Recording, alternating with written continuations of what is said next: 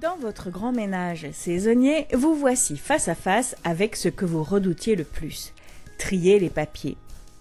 Que devez-vous garder et combien de temps? Par excès de prudence, vous avez tout conservé. Mais l'expérience vous a montré qu'en réalité, vous n'en avez jamais eu besoin au cours des 10 dernières années. Je vous propose une méthode imparable pour gérer vos documents. Premièrement, équipez-vous de 3 classeurs, d'une vingtaine d'intercalaires maximum et des pochettes plastiques et étiquettes. Nous allons commencer par les documents que vous devez conserver sans limitation de durée. Je les distingue en 2 catégories. Ceux que vous devez conserver mais qui ne vous sont pas utiles régulièrement, les bulletins de salaire, les relevés de points de retraite, les actes notariés, les documents d'achat et de cession de véhicules, les contrats de mariage, les jugements de divorce.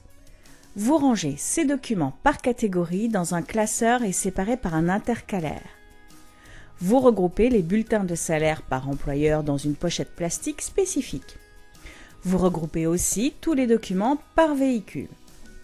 J'appelle ce classeur les archives. Ensuite, il y a les documents que vous devez conserver ad vitam, mais dont vous pouvez avoir besoin régulièrement. Ce sont les actes de naissance, le livret de famille, la copie du passeport et des pièces d'identité de chaque membre de la famille, la copie du permis de conduire, de la carte de sécurité sociale, l'attestation de mutuelle. Faites plusieurs copies des pièces d'identité. Vous les aurez toujours sous la main pour vos démarches administratives. Et si vous perdez vos originaux, cela facilitera le renouvellement. Dans ce classeur, ajoutez l'avis d'imposition qui sert pour les prestations sociales ou les inscriptions scolaires. Dès que je les reçois, j'en fais 5 copies, je les range immédiatement dans le classeur. Ainsi, les courriers administratifs sont réglés immédiatement puisque j'ai tous les documents sous la main. Vous pouvez ajouter dans ce classeur tous les contrats d'abonnement sous un seul intercalaire, téléphone portable, club de sport, internet, télévision, câble, un intercalaire pour la maison, les factures de travaux à conserver 10 ans pour le gros œuvre et 2 ans pour le second œuvre. Ces documents n'ont plus aucune valeur 2 ans après leur date de fin. Faites-vous plaisir, jetez-les une fois que le délai est dépassé. Je l'appelle le classeur pratique. Viennent enfin les documents que l'on reçoit mensuellement et que l'on doit conserver un certain temps. Pour ces documents, je les classe par année et non par catégorie. Il est plus facile de s'en débarrasser quand ils sont obsolètes. Chaque intercalaire représente une année. J'y classe dans une pochette plastique les bulletins de salaire, au bout de 5 ans ils rejoignent le classeur des archives, les relevés bancaires, les garanties d'achat, les impôts, copie de la déclaration et l'avis d'imposition, les attestations d'assurance, l'entretien de la maison, ramonage, la chaudière, etc. Mon classeur ne va pas au-delà de 5 ans. À la fin de cette période, c'est à la poubelle ou rangé dans le classeur archives. On commence déjà à y voir plus clair, n'est-ce pas? À l'heure de la dématérialisation, il y a de plus en plus de factures que vous recevez de manière numérique. Ce n'est pas une raison pour entasser tout et n'importe quoi. L'empreinte carbone des emails et documents conservés dans les clouds n'est pas nulle. Il faut de l'électricité pour alimenter les serveurs et surtout les climatiseurs qui empêchent leur surchauffe. Vous n'y aviez pas pensé, n'est-ce pas? Pour votre ordinateur, utilisez le même mode de classement, avec des dossiers et des sous-dossiers, archives, pratiques, annuelles.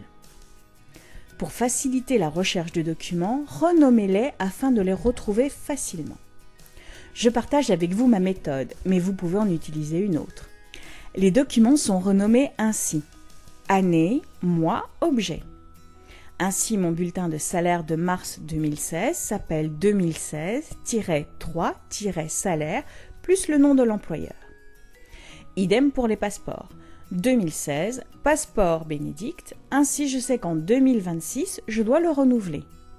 2016-attestation de sécurité sociale. Pour ma facture de téléphone, 2016-04 pour avril-SFR. Bien évidemment, cette liste n'est pas exhaustive. Conservez ce qui vous semble important, mais sachez aussi vous débarrasser de ce qui est inutile. Les relevés de compte fermés depuis belle lurette, les échanges avec un SAV pour un produit que vous ne possédez plus, les dossiers juridiques clos depuis longtemps. Souvenez-vous, Conserver ces documents, notamment les factures, n'a de sens que si un jour vous décidez d'engager une procédure judiciaire. Au bout de 3 ans, la plupart des actions sont forecloses, ce qui veut dire qu'il n'y a pas de recours. Il est donc inutile de vous encombrer de paperasse. Dernier conseil, investissez dans une déchiqueteuse à papier, car certaines informations sont confidentielles et ne devraient pas être accessibles aux curieux qui font les poubelles.